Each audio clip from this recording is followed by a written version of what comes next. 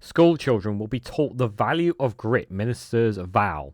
Going to read into this more from the Times, you guys. Let's go.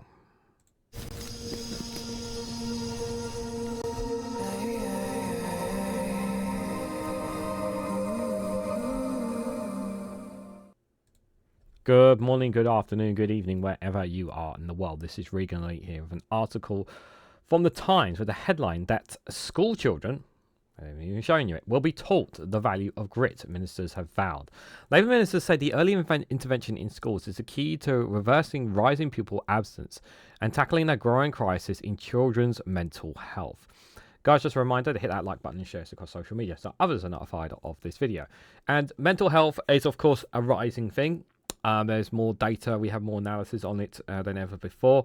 It is something that we need to talk about and we need to manage and we need to deal with. Now, everybody has their own methods and ways of doing so, but there is something quite significant when we're talking about mental health and even children's mental health, is what it is linked to, and that is the current situation. In particular here, I'm not going to speak for Wales and Scotland and Northern Ireland, but I'll speak for England in particular. One of the biggest problems is, while we do have a crisis with mental health, both adults and children, we have to link it to the cost of living crisis. A lot of things that in the situations that many people find themselves in is because of the cost of living crisis. Difficulty for parents to be able to give the kids the food that they need, the meals that they need, the clothes that they need, the gifts that they need, and that gifts do matter because when they do well, when they have their birthdays and Christmas and whatnot, those kind of things really does boost their morale. They really can boost their morale and put them in a much better frame of mind when going to school. But when those parents, especially the poorest ones, and even single parents, when they are struggling to get by and when they're struggling to make ends meet, then they can't even feed their kids. Their mental health is going to be deteriorating. The children's, their hope is going to be dashed because their parents are struggling as well, while their mother or a single mother or father are trying to put on a bright face for them and working in a job that's not really paying the bills. And they're relying on benefits to try and scrounge to survive. It's a very difficult situation for a lot of those kids. So when you try to ask, like, how do we stop children from not attending? And the thing that really kind of bothers me, especially if you think about like some of these parents who are really, really struggling financially, right? And then you have the children who are linked to it because they're in that bubble, because they're down, they're negative and whatnot, because their life sucks essentially, and they don't attend school and they start not missing attendances and whatnot, and then the parents get fined. How does that fix the issue? It doesn't fix the issue. All it does is just make things worse. Yeah, all you're doing is ripping more money off the parents who are the parent or parents or guardian who are struggling, trying to get things done. So there's a lot of caveats to this. They're now obviously reading through it. There is obviously, it all sounds good to face value. But you've got to tie the cost of living crisis that people are in to mental health and the children's mental health as well. Because until we deal with poverty, which is a big thing, you're going to have this issue continuously grow with regards to both mental health for adults and children.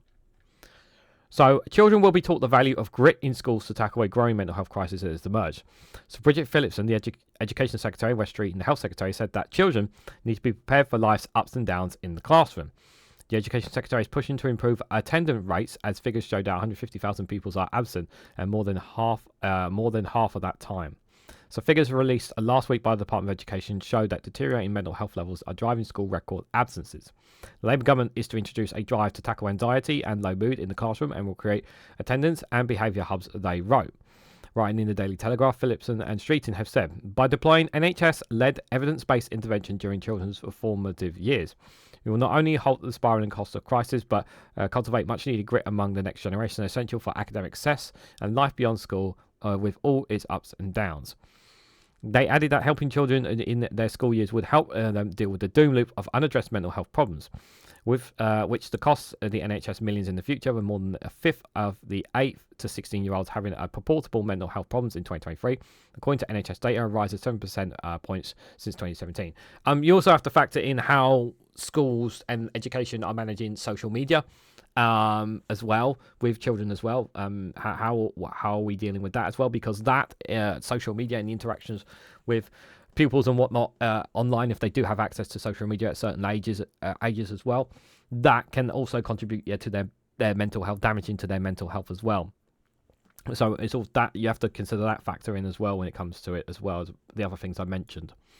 To worse your mental health, to worse your school attendance, and vice versa, said Phillipson and Streeting, adding that the government would not just sit back and dismiss the issue as something that children will grow out of, said Phillipson and Streeting. No, I absolutely 100% agree that you cannot dismiss what's happening with children, because a child's mind is like a sponge, and if they're not getting that information now, they're going to struggle to get it when they are older later in life. It is the latest attempt by Sir Keir Starmer's Labour government to tackle the crisis of worklessness, which is being driven by part of mental health problem, particularly in young people. Almost a third of young employees were signed off work with stress last year, as the survey data revealed. 1 in 3 workers aged 18 to 24 needed time off last year due to poor mental health, compared with 1 in 10 workers aged 55 or above. Nearly 9 in 10 workers have experienced symptoms of burnout or exhaustion due to work. A research conducted by Reed, the recruitment company, revealed. It found that 85% of workers have experienced symptoms of burnout, while almost 47% have needed to take time off work due to their mental health. Yeah, that is problematic. The Health Secretary has been addressing worklessness within his own department, stating this year that people on benefits who wish to work must be supported in returning to employment. He also warned against the overdiagnosis of mental health problems, calling it a spectrum and saying that too many people were written off. I would say there is, let's be very, very clear here. There is an argument that there are some people in society, and this is true. There is a group. I would say there is people in society who are taking advantage and claiming to have mental health issues and taking that time off.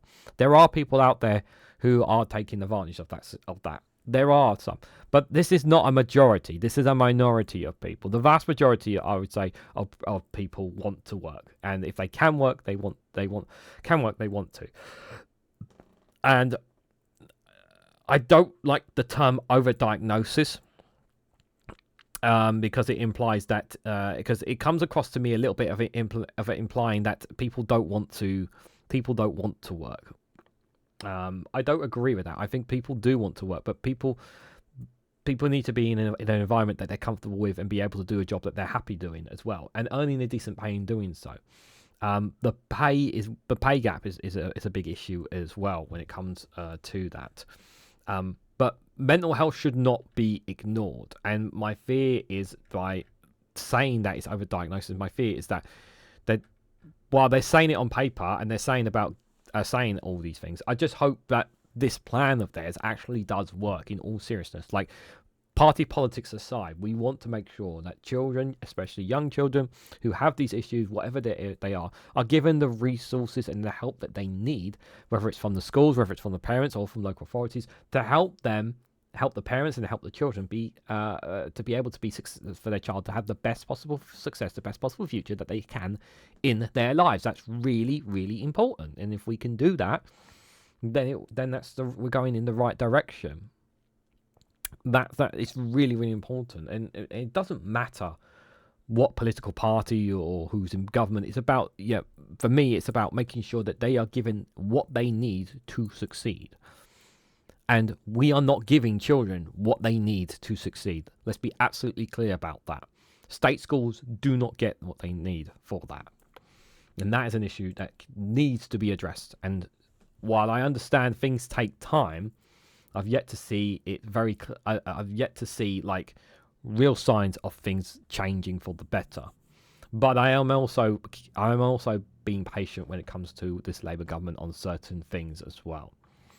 But what do you guys think? What do you guys make of school children to be taught the value of grit? Do you think a lot of children are just softies? Do you actually believe there is a mental health crisis within children? Is it down to parenthood? Do you believe it's also linked to the cost of living crisis? Let me know your thoughts and more on all of these things down in the comments section below. Now, if you found this video interesting, informative in any way, hit that like button, share this across social media, subscribe if you haven't already. Check out Rumble and Patreon for exclusive content on those platforms. And if you want to financially support me and the work that I do here on this channel, you can click the join button down below to be a member for as little as 99p.